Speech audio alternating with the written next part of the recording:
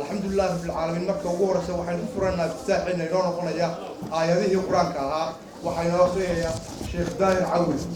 فحسبتم أنما خلقناكم عبثا وأنكم إلينا لا ترجعون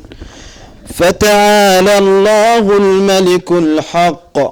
لا إله إلا هو رب العرش الكريم ومن يدع مع الله إلها آخر لا برهان له به فإنما حسابه عند ربه إنه لا يفلح الكافرون وقل رب اغفر وارحم وأنت خير الراحمين. صدق الله العظيم. الله نوافعه استغنى الله شرع يحسن هذا كسيو بل هدنا waxaynu guda galeynaa barnaamijkeennii aynu ku taageernay Khaatumo Stage halkan waxaan uga yeedhayaa Cabdi Samad ku soo dhawow. إن الحمد لله نحمده ونستعينه ونستغفره ونستهديه ونعوذ بالله من شرور أنفسنا ومن سيئات أعمالنا إنه من يضل فلا هادي له ومن يضلل فلا هادي له ومن هادي فلا مضل له وصلى الله وسلم على النبي الأمي المبعوث رحمة للعالمين. انت كذب ولا ليال وحندكم السلام يا سلامة إسلامك السلام عليكم ورحمة الله وبركاته. بعد السلام عاوة هبين تاريخية وهبين فرحات يرهرين مدن وهبين أينو سجونني أن الله كلا مغنين رجي الدمر أقوياهن أضيال رجي الدمر با أن كنا dalkan Egypti caasimadiisa Qaahira inaga oo muujinana taageerada iyo saboortiga aynu hayno maamulkii lagaga dhawaaqay magaalada Taleex ee taariikhiga ee caanka ah oo ka soo baxay maamulka leedo Khaatumo State of Somalia.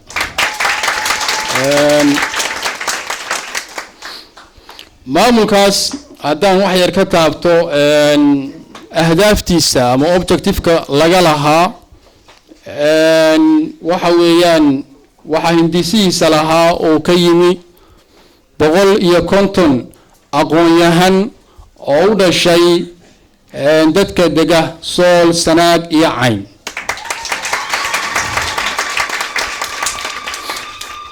150 aqoonyahan waxay ku shireen magaalada London ee dalka Britain sanadkii 2011 bishii saddexaad ayaan filayaa.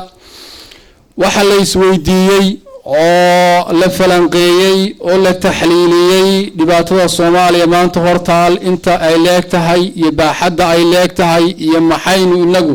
ka degaan ahaan aynu ka qayb qaadan karnaa xal u raadinta dhibaatada 20 sano jirsatay. fikir ayaa ka soo baxay aan ku qabanno shirkeena dalka Soomaaliya gudihiisa aan isugu yeerno duubabka iyo madax dhaqameedka gobolada Sool, Sanaag iyo Cayn. aan isugu yeerno culimada, haweenka, waxgaradka, aqoonyahanka, nindoorka beesha. halkaas ayaa la isugu yimi. bishan January 5 ayuu bilaabmay shirkaas. waxaa ka soo qayb galay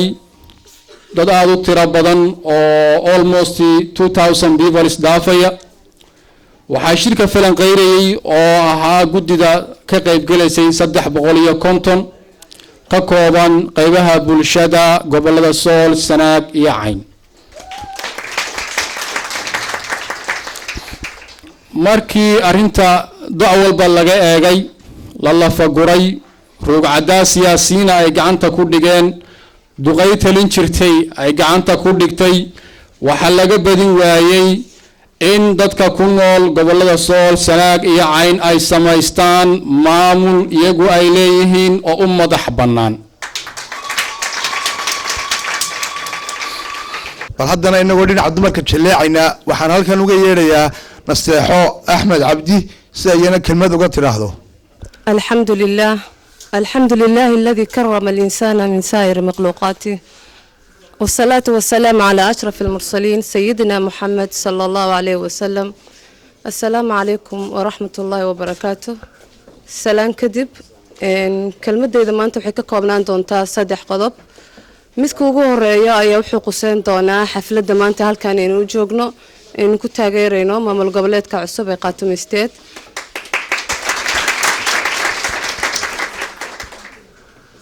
talabaad ayaa noqon doontaa fariin aan u gudbinayo dhammaan Soomaalida dhan. ta ugu dambaysan waxay noqon doontaa dardaaran nafteyda iyo naftiinaba. haddaan ku hormaro maanta xafladda in halkaan u joogno waxaan u arkaa horta inay wax wanaagsan tahay dadka inay tashtaan oo ay la imaadaan danahooda intay fiiriyaan ay tashtaan maadaama aynu ogsoonahay in muddo ah oo aan dhihi karo 20 sano inay dadka aad ay u dhibaateysnaayeen oo lagu heshiin waayay in hal meel na maamusho ama hal hoggaan aan yeelano. waa arin aad u fiican in la wada fariisto oo liiraha maxaa noo dan ah anagoo ogsoon in uu jiro xadiis rasuulkeena laga wariyay naxariis nabadgelyo korkiisa ahaatee saddexdii qof ay meel iskugu timaada in laga helo qof hoggaan u noqda. marka taasi waxay tahay dad inaysan iska noolaan karin ayakoonan helin wax ay arrimahooda ama dantooda u fiiriya. aad ayaan ugu faraxsanahay dadka maamulada samaystay oo ugu horeeyeen sida ay la tahay walaaliheen Somaliland,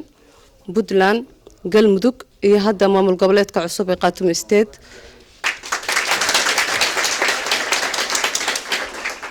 waxaan kaloo ku faraxsanahay in muddo ah dadka inay ku mashquulsanaayeen wax aan dan noo ahayn ama dhexdeena haysanay laakiin hadda ay tahay in lagu farxo dadka inay maamul samaystaan oo ay ku fakaraan halkii ay ku fakari lahaayeen xagee hub ka soo dhoofsata ay u bedelaan wadankee laami ku dhisa yaa ku qodo basiin yaa ku qodo biyo waxyaabo soo kala wanaagsan oo dadka dan ugu jirta intii wax kale lagu mashquuli lahaa. midda kale aan ku faraxsanahay waxay tahay maanta in calanka buluuga kulligeen aan wadano fikraddan calanka la qaato anigu ka soo jeedaa. المهم فرينتي ugu dambaysa waxay tahay in aan isweydiino nolosha runta ma dareensanahay sida ma farxad bay inoo tahay dadkeenan hadda Qaahiro jooga waxaan joognay kacdoonkii Masar ka dhacay dadkan say u adkeed in ay la yimaadaan isbedel iyo sida ay u gaareen waxaan u jeedaa maalmihii dagaalada markay dhaceen dadkaani may fadilin in intay cararaan yiraahaan qanaad Suways aan tagaynaa marka baa taagan waan raacaynaa Sacuudiga nagee may dhihin qof walba gurigiisa u soo dagay wuu ilaaliyay wuxuu iska ilaaliyay dadkii qof walba gurigiisu badbaadsaday waxaan arkaynaa aqoon-yahanadooda dibadda ka soo laabtay oo dalka u soo laabtay inay badbaadiyaan waxaasoo dhan waxay ku tusinaysaa ahmiyadda waddanka uu leeyahay iyo jaceylkiisa iyo in aadan ka soo cararin waxba lama aha hadallada isticmaalayaan inaan yooma ma ku fakarno ma dhihi doonaa Soomaaliya fooq aljamiic ma dhihi doonaa axlaa balad baladi waxaasoo dhan qofay mamnuuc ka tahay mala waddan kasta oo tagto qof walba wuxuu leeyahay axlaa balad baladi maxaa anaka noo diiday inaan heerkaas gaarno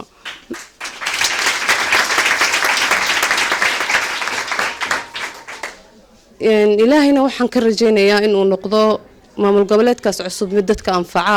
oo noqdo midkii Soomaalida mideyn lahaa oo danteena ka fakari lahaa yahay way mahadsan tahay Nasteexa Axmed sida wacan ee ay noola hadashay iyo sida ay noola dardaarantay iyo sida wax inoo tusaaleysayba aad iyo aad baan ugu mahadcelinayaa mar labaad bal haddana waxaan jilaacayaa xagga ragga waxa dhinacayga bidixda fadhiya Sheekh Yuusuf Jimcaale Sheekh Yuusuf fadal Sheekh soo dhow bismillah alhamdulillahi rabbil alamin thumma salatu wa salamu ala ashrafil mursalin سيدنا محمد وعلى آله وصحبه وسلم أجمعين وبعد waxaan halkan salaanuga soo gudbinayaa martidan sharafta leh ee wujuuhdii faysa leh ee howlkan isugu timiday wujuuhdooda iyo codkooda u yimaadeen inay ku taageeraan maamul goboleedka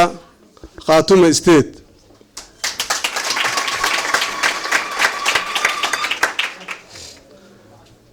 waxaan filayaa saad wada ogsoontihiinba Soomaalidu waxay ku duceysataa ama cid kastaba khaatumada Allah noo suubiyo marka waa dareemi kartiin magaca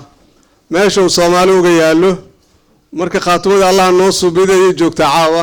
khaatumada laftirkeedii aan bahaynaa saan filayo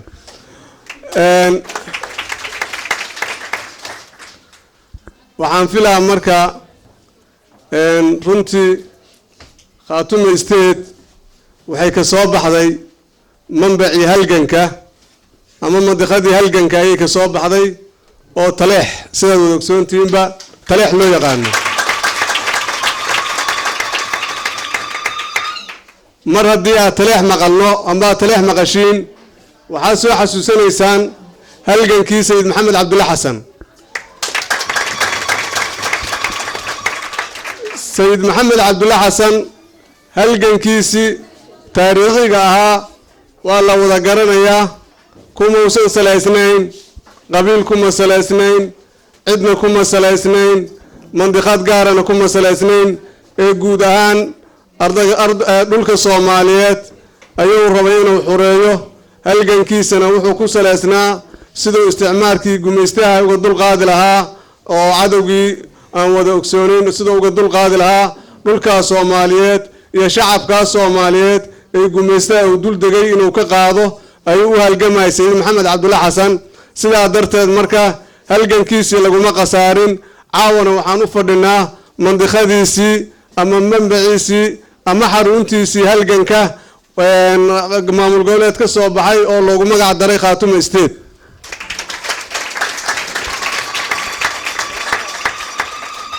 annaga Khaatume State waxaan rajaynaynaa xilli fiican inay soo baxday maxaa yeelay 20 sano ayay Soomaalidu isjiijiidaysay maalinba meel u guureysay waxaan filayaa marka cidii soo khatimi lahayd inay noqoto Khaatume State بسم الله الرحمن الرحيم بسم الله الرحمن الرحيم كل واحد ملينا waxaan idinku salaamayaa horta magaca Awdal State iyo magaca Soomaaliyeed oo dhan intaan ka koobanahay intaa kadib kulli waxaan u maleynayaa hadda ka hor in moogtay xaflad aan anagu dhignay oo xafladan oo kala ahayd aan ka hadlay run ahaantii aan kulli muujinayay isku duubnida isku dhafnaanta isku midnaanta Soomaaliya oo dhan maantana waxaan leeyahay Soomaaliya horta wax kala maarmo ma aha hadalka waa lagu soo badnaabaan maleeyaa laakiin 20 sanadood oo ina soo dhaafay oo ay Soomaali isku boholiyowday oo ay isku oyday oo ay isweyday waxaad maanta moodaa ina intii hore isku jirtay iskaga soo dhawaanayso marka aad aragto ururkan hadda cusub ee khaatuma state of Somalia. annagu haddii aan nahay ururka awdal state waxaan ugu barbar taaganahay maadaama aad Soomaali oo dhan idinku laftiinu aad u baaqasaan inaan baaq nabadeed baaq garab hiili hooba inana garab taaganahay. waayahay waa mahadsan yahay madax dhaqameed Cumar Askar. amba dhulkii Soomaaliland la isku oran jiray runtii door weyn ayuu ku lahaa Soomaali jaceylka. waad ogtihiin laba gobol baa la ahaa xornimadii markay qaateen dawladnimadii bay keeneen. allah dadka hawna Xaaji Maxamed Ibrahim Cigaal iyo garaadkii waaga 40 nin kamid ah 40 nin ee maaragtaa xornimada Soomaaliya saxiixday oo uu kamid ahaa garaadkii mandaqadan ka soo jeeday garaad Cali Xaaji Maxamed Ibrahim Cigaal Allah yarxamu. dadkaasi waxay ahaayeen dadkii markay dawladnimada qaateen oo calin ayagoo awoodo inay dhahaan anagu marka way awoodeen qof ku haysta ma jirin anagu dawlad baan nahay Soomaaliya adinkana dawlad noqdo ayagoo awoodo bay Muqdisho yimideen si ay bilaw ugu noqdaan in shantii Soomaaliyeed isku timaado. runtii waxaad ma awoodi kartaa waxaad dareemi kartaa waxa ay ku lahaayeen Soomaalinimada laakiin de maamul xumaada baa jiri karay laakiin mabda'i ma xumaan ogaada mabda'i sidiisaba u jira wuuna jiri doonaa laakiin maamul waa xumaa karaa. waxaan u baahanahay marka maamulka xumaada inaan isla saxno ha ugu daraado maamulkii militariga ahaa dadka dhan buu wada dilay. runtii waad u jeedaan qofku markuu madax yahay oo dictatoriya qof uu cafinaya male walaalkii hadduu xukun ku qabsadana uu dilayaa. macnuhu marka ma ahayn waxaan qabaa koonfurta Soomaaliya dhibka loo geystay hadduusan ka badnayn waa u dhigmaa dhibka loo geystay waqooyiga Soomaaliya maamulaana geystay ee hadda dad gaari ma geysan. marka waxaan rajaynaynaa dadkii shalay ayagoo xornimada qaatay ee dawladnimo noqon kara keenay dawladnimadoodii inaysan walaalaheen dib nooga noqon oo dhibkii Soomaali ku wada dhacay ayagoo sababsanaya aysan la noqon. waan dareensanahay xataa haddii markii dawladnimada keeneen cadkay mudnaayeen lama siin waa wax qoran oo la og yahay. maamuladii waagaa jiraana sabab u ahaa laakiin maanta qarniga 21aad oo aan marayno qarni adduunka oo dhan isku imaanayo oo Yurub dawlad ay samaysanayso oo carabta aad arkaysaan kacdoonada carabta ka dhacay ahdaafta ugu waaweyn ee u socdaan waxa weeyaan inay carab dawlad noqoto kaliya hal dawlad. Soomaaliya marka oo 12 milyan oo 4 milyan oo kamida ay dibadda u qaxday oo 6 milyan amba 10 milyan waxa dhan wadanka ay ku hartay haddaan maanta 10 dawladood iyo 20 dawladood ka dhigno waa mushkil waana waxa nala doonaya runtii. Soomaaliya waxaan ku lugayay aniga ilaa 8 gobol oo isku xiran baan gaari ku maray. waxyaabaha igu cajiibka waxa kamida 100 kiiloomitir oo waxaad arkaysaa aan wax hal ruux deganayn 100 kiilo dhulka Ilaahay nasiib sida uu balaareen 100 kiiloomitir aad arkaysaa oo aan wax qof aan tuulana ku aalin ruuxna uusan deganayn. dhulkan waa naga soo kala harayaa. nin Soomaaliyeed baa habeen xigmadtiisa waxa kamida wuxuu Soomaalidu waa ruux jiran oo oonsan oo on aad u daran hayo jiifo haraaday wuxuu u baahan yahay yiri mana oga wuxuu ahayo wuxuu yahay wuxuu ahaa jiray. ruuxaas oo kala baan nahay waxaan u baahanahay in balorta biyo nagula qabto oo yara badarna la siiyo aan meersano markaan meersano kadib ayaan si sax ah u fikiri karnaa oo waxaan aan ogaanayna. marka waxaan u baahanahay in aan sidaa aan isku fahano. waxaan rabaa marka inaan qodobka saddexaad aan ku soo koobo waan ku soo koobayaa ina Khaatuma State iyo fadhiga caawaan u fadhino waxay kamid tahay waxyaabaha lagu muujinayo inaan diideyno waxyaabaha nalala doonayo. waxyaabaha nalala doonayo maxaa weeyaan waxyaabaha nalala doonayo midnimo ma nalala doonayaan. dadka dariskeena ah 80 milyan dawlad ah oo cuslo ku jirtaan la daris go'doon maxaa loo jeedaa bad ay wax kala soo degto ma haysato. haddii shanta Soomaaliyeed wada joogi lahayd baa uga sii daraaleed waxaa uga sii daran waxaa haddana uga sii daran labada wada joogto amba jamhuuriyadda Soomaaliya dadka la jiray iska daa waqooyiga koonfurtii baa maanta waad arkaysaan nin kaste maaragtaa Ingiriiska amba Talyaaniga xoogaa isku mashquule jaadka dadkii raaciyada iyo daaqa wadaagaya. haddana asiga hadda waxaa ku qoran de 2 gobol iyo wixii ka badan maamul goboleed waa samaysan karaan. caawa SSC ma arnaa marka waa saddex gobol ka turjumaya soo ma sool sanaag iyo cayn marka waxa weeyaan maamul goboleedyada shuruudaha buuxi kara hadday dadkaani ay tashadaan ay si fiican u xoojiyaan bay ka mid noqon karaan marka waxaan aaminsanahay wuxuu diidayaa SSC amba Khaatumo in la kala gooyo marka haddii dee Soomaaliya oo dhan intii wada tashaba ay ku tashato calankii Soomaaliya la hoos yimaado jamhuuriyadda Soomaaliya hadhow markii dee dadkii miirkii u soo noqdo la wada fadhiisto la yiraahdo ma federaalkii baan ku sii jirnaa mase nidaam kaloo federaalka intaasoo nuuca federaal waa jira confederaal baa jira waxa weeyaan federaal hadda calamadan la samaysanayo waa khalad federaal ma confederaal wax la yiraahdo confederaalku waxaad maqlaysaan waa dawlado isku tagay dawlad kasta calan leedahay laakiin federaalku hal calan baa ka dhaxeeya laakiin shu'uunihii amba arrimihii dawladda dhexa la qaybiyay calamaha marka aad arkaysa xataa kuwa dawlad goboleedyada calamada ay tolanayaan waa khalad xataa federaalkii khalad ku tahay waa inaad baartaan dadka qaanuunka dhigta dawlad federaal haddaad aragtaan ingiriisku amba Canada federaal waay calanka Canada calanan ahayn oo goboleedyada laga taagay ma arkaysid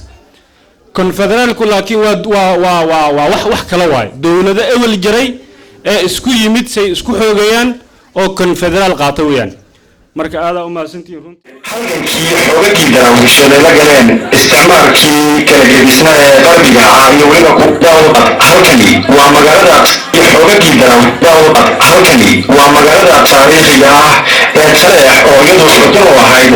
halkankii xoogagii daraawiishada la galeen isticmaalkii kala gedisna ee qarbiga ah iyo weliba ku Afrikaan ah oo dalka ku soo duulay sanadihii 1895 ilaa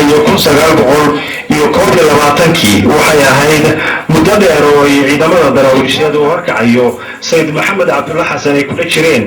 halgan dheer oo ay kaga xoreynayeen isticmaalkii Ingiriiskii Talyaaniga iyo weliba Xabashida kaasi oo iyagu ku dhaqanaa deegaankaasi Sayid Maxamed Cabdulla Xasan xaruntan uu ka samaystay ama saldhigga weyn ee uu ka dhistay magaalada Taleex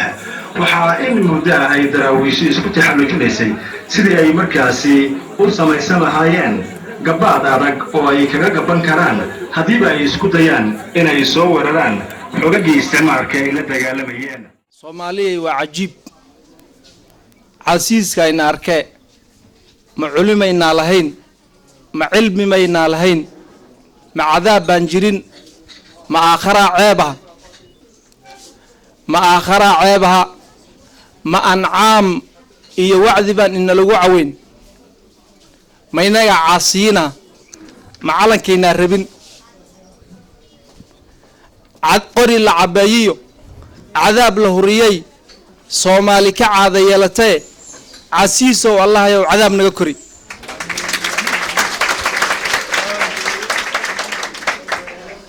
alla yara lahado Soomaalidu mesela qofku soo wixii aqoon u leeyahay buudaa waxaan waan aqaanaa laakiin inay xadiista waramahay anaga masaarada waxayna dhahan la adri nisf al-ilm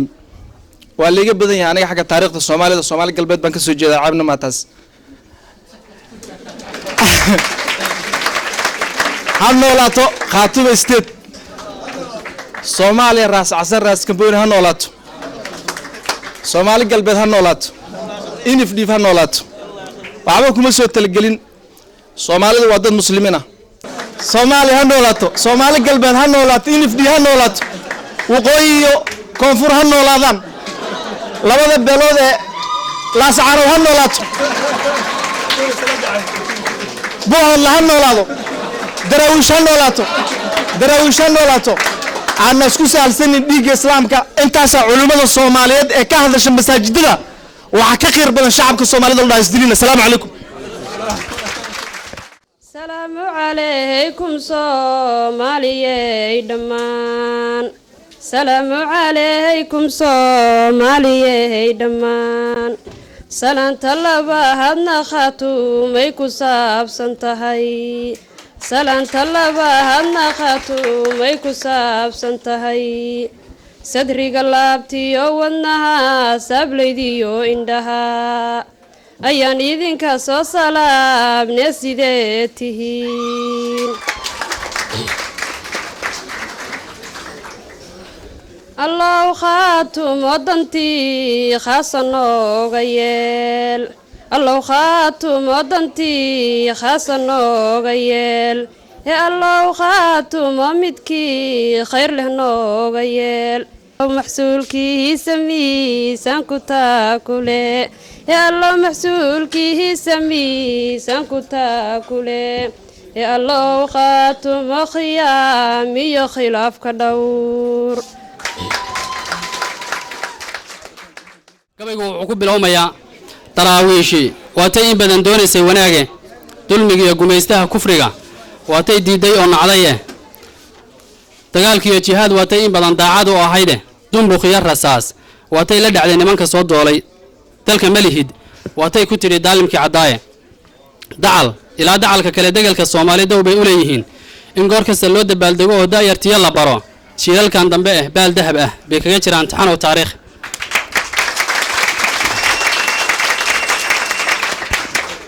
dawladaha Yurubeed markii Afrika damacu keenayay dhulka dihin markii ay rabeen dheemanta dangiigta dalka yaga daaraha Berlin markii lagu dilaalayay intaas iida iyo diiday markii doodu kululaatay sidii neef dux badan oo habardu duurka ka helootay shanta dawladood markii Soomaalida saami u helootay daraawiish inay kula diriiray maba diraasayne dalka inay leedahay dayac ka ilaashan jeer la dilay ma ay garan ama jiitay koofilbe koofil waa ninkii sayidka lahaada koofil oo jiitay aan dunida joogin dalka inay leedahay dayac ka ilaashan jeer la dilay ma ay garan ama jiitay koofilbe dacal ilaa dacalka kale degalka Soomaali daw bay u leeyihiin in goor kasta loo dabaaldego oo daayartiya la baro jiilalkan dambe baal dahab ah bay kaga jiraan taxan oo taariikh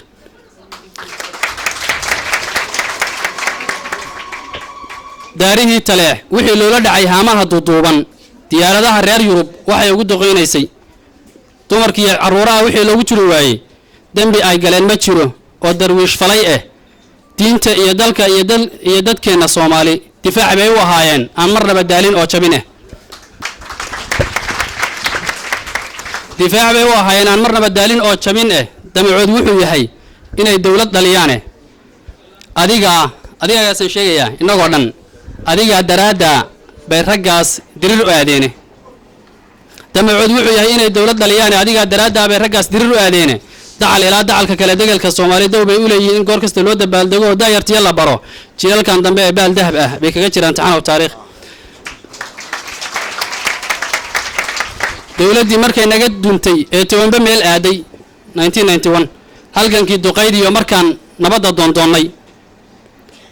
halgankii duqayd iyo markaan nabadda doondoonay dawladnimo tisqaadiyo midnimo hadii loo durbaantumayay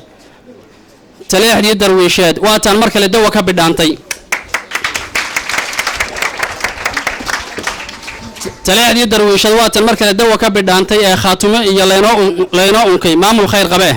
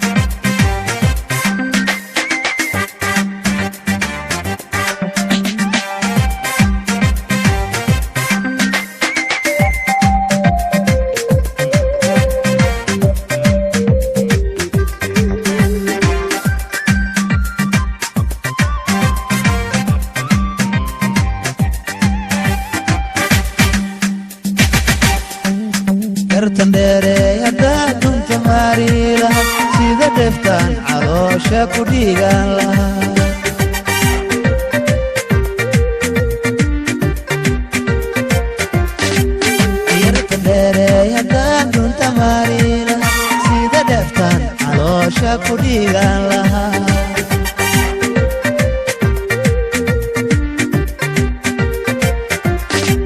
asina dhalka hilaaca namadhaysta daruurta dacyareydayahaygu way ku dhowra